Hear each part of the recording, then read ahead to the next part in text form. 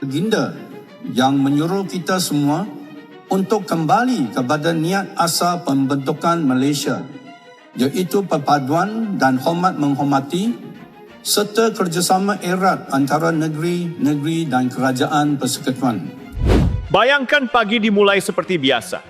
Matahari terbit tanpa kejanggalan, jalanan mulai ramai, secangkir kopi masih hangat di tangan. Namun, ketenangan itu runtuh seketika ketika satu kabar muncul dan membuat banyak orang terdiam. Pulau Pinang dikabarkan bukan lagi milik Pulau Pinang. Bukan akibat konflik bersenjata, bukan hasil pemungutan suara, bahkan bukan karena keinginan rakyatnya sendiri. Klaim itu muncul semata-mata karena tafsir politik atas sejarah yang telah berlalu ratusan tahun. Ini bukan kisah lama dari buku sejarah, bukan pula wacana akademik yang hanya hidup di ruang diskusi kampus. Ini adalah peristiwa yang sedang berlangsung saat ini. Ketika Kedah secara terbuka mengajukan klaim atas Pulau Pinang, satu tanda tanya besar langsung muncul di benak publik. Apakah Malaysia sedang memasuki fase keretakan dari dalam dirinya sendiri? Sebab di balik perdebatan yang tampak seperti urusan sejarah, tersimpan kepentingan politik yang arahnya semakin jelas dan semakin berani ditampilkan ke permukaan. Nama Sultan Abdullah Mukarram Shah kembali diangkat. Diceritakan bagaimana Baginda pernah berusaha mengumpulkan kekuatan untuk mengambil kembali Pulau Pinang setelah menyadari Francis Light dan Syarikat Hindia Timur British telah melakukan penipuan.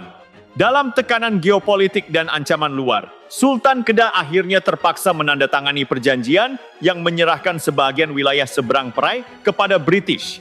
Wilayah itu kemudian diberi nama baru Province Wellesley. Narasi ini kemudian disambung dengan seruan agar rakyat memahami hubungan sejarah Kedah dan Pulau Pinang. Disebutkan bahwa Pulau Pinang dan seberang perai adalah wilayah hak milik Kesultanan Kedah sejak zaman silam yang diduduki secara tidak sah melalui tipu daya penjajah sejak 9 Ogos 1786. Dari sudut pandang ini, tuntutan untuk mengembalikan hak yang dikatakan dinafikan sejak ratusan tahun lalu dianggap wajar. Bahkan ditegaskan bahwa seluruh warga Kedah seharusnya mendukung usaha kerajaan negeri untuk menuntut kembali apa yang dianggap sebagai milik sah mereka. Kerajaan negeri disebut menjunjung titah Tuanku Sultan Kedah yang menggesa agar isu ini diperjelaskan secara telus, termasuk berkaitan soal pajakan. Namun disinilah konflik bermula. Karena pada saat yang sama, suara balasan muncul dengan nada yang sama tegasnya. Tuntutan ini dianggap tidak berasas dari sudut perundangan dan bertentangan sepenuhnya dengan prinsip persekutuan Malaysia. Pulau Pinang, menurut kerangka hukum negara, adalah sebuah negeri berdaulat yang diiktiraf selepas kemerdekaan Persekutuan Tanah Melayu pada tahun 1957. Status itu tidak muncul secara kabur. Ia dimuktamadkan melalui Perjanjian Malaysia 1963 dan diletakkan sepenuhnya di bawah perlembagaan persekutuan. Sejak itu, Pulau Pinang bukan lagi subjek kepada tuntutan sejarah prakemerdekaan, tetapi entiti sah dalam struktur negara modern Malaysia. Di tengah polemik ini, muncul pula pernyataan-pernyataan bernada defensif. Tuduhan bahwa kerajaan pusat memihak Pulau Pinang, menafikan Kedah, dan tidak adil dalam pengagihan pembangunan. Tuduhan itu dibalas dengan angka-angka pelaburan, dengan penegasan bahwa Kedah juga menerima suntikan ekonomi besar, termasuk pelaburan asing berskala puluhan bilion. Namun persoalan asasnya tidak hilang. Isu ini bukan lagi sekadar soal siapa dapat apa, tetapi soal kemana arah negara ini sedang dibawa. Sejak kebelakangan ini, perbincangan mengenai sejarah negeri Kedah dan Pulau Pinang semakin rancak di pelbagai platform. Ada yang melihatnya sebagai perkembangan positif, satu usaha untuk rakyat mendalami sejarah sebenar. Ada pula yang mengingatkan bahwa pembentukan Malaysia bukanlah lesen untuk memadam sejarah negeri-negeri yang wujud jauh sebelum 1957. Tetapi pada masa yang sama, timbul kebimbangan besar.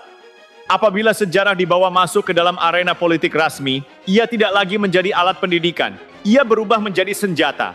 Di Dewan Undangan, isu ini dibahaskan dengan nada yang semakin keras. Ada yang menyatakan, jika mahu menuntut, pergilah ke mahkamah. Ada yang menyahut, baiklah, kita bertemu di mahkamah. Sokongan terhadap Menteri Besar Kedah dinyatakan secara terbuka. Rakyat Kedah dikatakan teguh berdiri di belakang kepimpinan negeri dalam membawa isu ini ke jalur perundangan dengan menjunjung titah Tuanku Sultan. Namun pertanyaan kritikal tidak pernah benar-benar dijawab. Walaupun Malaysia telah merdeka lebih 6 dekad, mengapa isu ini terus timbul? Mengapa sekarang? Mengapa dengan nada yang begitu tegas? Kenyataan bahwa Pulau Pinang dipajak oleh Kedah dan boleh dituntut kembali bukan sekadar ucapan emosi, ia adalah bom politik. Kerana apabila seorang menteri besar dengan kuasa dan legitimasi institusi mengucapkan niat dan niat politik yang menyentuh wilayah tidak pernah kecil implikasinya. Malaysia selama ini berdiri atas satu kesepakatan besar. Perbezaan negeri, perbezaan sejarah, perbezaan sultan dan identiti disatukan oleh satu perkara, batas wilayah yang muktamad. Begitu satu batas itu dipersoalkan, keseluruhan struktur federasi mula bergetar. Jika satu negeri boleh berkata, pulau itu sebenarnya milik kami, maka apa yang menghalang negeri lain daripada berkata perkara yang sama? Malaysia bukan lagi sebuah persekutuan, tetapi pasar tuntutan sejarah. Hari ini Kedah, esok siapa pula? Yang lebih membimbangkan, semua ini dibungkus dengan bahasa yang kelihatan suci, meluruskan sejarah, menuntut keadilan, memulihkan maruah. Padahal, jika niatnya semata-mata pendidikan sejarah, ia tidak perlu masuk ke pentas politik rasmi. Sejarah boleh diluruskan melalui buku, dokumentari, kurikulum, dan wacana akademik. Apabila ia dibawa ke ruang kuasa, itu bermakna tujuan sudah berubah. Ini bukan lagi soal sejarah, ini soal legitimasi, pengaruh, dan panggung politik. Narasi ini dibina perlahan-lahan, bermula dengan kisah kolonialisme, ditekankan pengkhianatan British, kemudian digeser kepada kesimpulan bahwa kesalahan masa lalu perlu diperbetulkan hari ini. Masalahnya, membetulkan sejarah tidak sama dengan mengubah peta negara. Sejarah boleh dikaji semula. Peta negara adalah urusan konstitusi, undang-undang, dan kestabilan nasional. Apabila nada perbincangan berubah menjadi ultimatum, apabila status sebuah negeri digambarkan seolah-olah pinjaman yang boleh ditarik balik, disitulah bahaya sebenar bermula. Sejak bila kewujudan sebuah negeri berdaulat perlu mendapat keizinan negeri lain, Pulau Pinang bukan tanah kosong. Ia bukan wilayah tanpa rakyat. Ia adalah negeri dengan jutaan penduduk, sistem pemerintahan sendiri, dan peranan ekonomi yang besar. Tetapi dalam narasi ini, Pulau Pinang direduksi menjadi aset sejarah yang belum dipulangkan. Inilah tanda federalisme sedang retak. Dan lebih membimbangkan, retakan ini bukan datang dari ancaman luar, tetapi dari dalam. Di negara multietnik seperti Malaysia, isu wilayah bukan sekadar isu peta. Ia membawa bersama identiti, sentimen, dan emosi kolektif. Membuka semula persoalan ini sama seperti menyiram minyak ke api. Kolonialisme memang luka pahit, tetapi hampir semua negara modern lahir daripada luka yang sama.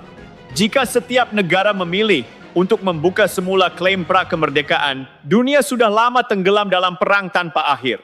Malaysia berdiri pada tahun 1957 dengan satu kesepakatan jelas, Pulau Pinang adalah sebahagian daripadanya. Titik. Jika ini dibuka semula, mesej yang dihantar kepada rakyat sangat berbahaya. Negara ini belum selesai, dan negara yang belum selesai adalah negara yang rapuh. Inilah sebab mengapa ramai pengamat melihat isu ini sebagai krisis yang lebih besar. Ia bukan sekadar tuntutan Kedah. Ia adalah ujian terhadap kematangan kepimpinan dan arah bernegara. Pemimpin yang bertanggung jawab menguatkan institusi. Pemimpin yang oportunis memainkan emosi sejarah, dan apabila sejarah dijadikan senjata politik, yang menjadi mangsa bukan elit tetapi rakyat biasa. Lebih buruk lagi, isu ini tidak akan berhenti di Kedah dan Pulau Pinang. Sebaik saja pintu klaim sejarah dibuka, negeri lain akan mula mengintip peluang. Malaysia tidak bergerak ke hadapan, tetapi mundur ke masa feudal dengan wajah moden. Dan disinilah bayangan Sabah muncul. Klaim Kesultanan Sulu menjadi peringatan pahit. Polanya hampir sama, hak sejarah, maruah, tanah nenek moyang. Dan kita tahu bagaimana ia berakhir dengan implikasi ekonomi, keselamatan, dan diplomatik yang nyata. Jika logik Kedah diterima, apa hujah untuk menolak tuntutan serupa terhadap Sabah? Jawabannya pahit, tidak ada. Inilah presiden berbahaya. Negara modern tidak hidup daripada silsilah lama, tetapi daripada pengiktirafan konstitusi dan masyarakat antarabangsa. Sabah diiktiraf, Pulau Pinang diiktiraf, selesai. Begitu perkataan, tapi dulu mula digunakan sebagai asas politik, pintu itu terbuka. Dan apabila terbuka, ia tidak boleh dikawal. Isu ini semakin berat apabila faktor ekonomi dimasukkan. Pulau Pinang bukan sekadar simbol sejarah, ia mesin ekonomi, pusat industri, magnet pelaburan, dan disitulah kecemburuan yang tidak diakui mula memainkan peranan. Jika Pulau Pinang tidak maju, jika ekonominya biasa-biasa, adakah tuntutan ini akan sekuat ini? Kemungkinan besar tidak. Apabila satu negeri berjaya, pilihan politiknya hanya dua, belajar dan membaiki diri atau menyalahkan sejarah. Dan menyalahkan sejarah sentiasa lebih murah. Tidak perlu reformasi, tidak perlu keputusan sukar. Cukup satu narasi lama, emosi dinaikkan, masalah dalaman ditutup. Gabungan isu wilayah, kecemburuan ekonomi, dan politik identiti adalah resipi konflik paling klasik. Federasi hanya bertahan jika rasa setara dijaga, bukan sahaja dalam undang-undang, tetapi dalam persepsi rakyat. Rakyat biasa tidak pernah meminta konflik ini. Mereka tidak hidup dalam peta abad ke-18. Mereka hidup dalam realiti hari ini. Harga barang, pekerjaan, keselamatan, masa depan anak-anak, dan akhirnya kita sampai ke persoalan paling penting. Apakah Malaysia mahu menjadi negara hukum atau negara emosi, negara masa depan atau negara nostalgia? Klaim Kedah ke atas Pulau Pinang bukan soal siapa menang, ia soal kemana negara ini sedang diarahkan. Sejarah sepatutnya menjadi pelajaran, bukan peluru. Konstitusi adalah kesepakatan dewasa untuk berhenti berperang tentang masa lalu. Pemimpin sejati tidak diukur daripada seberapa lantang tuntutannya, tetapi seberapa tegas dia menjaga persatuan.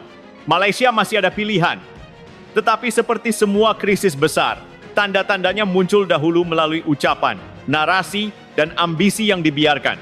Soalnya kini sederhana, tetapi menentukan.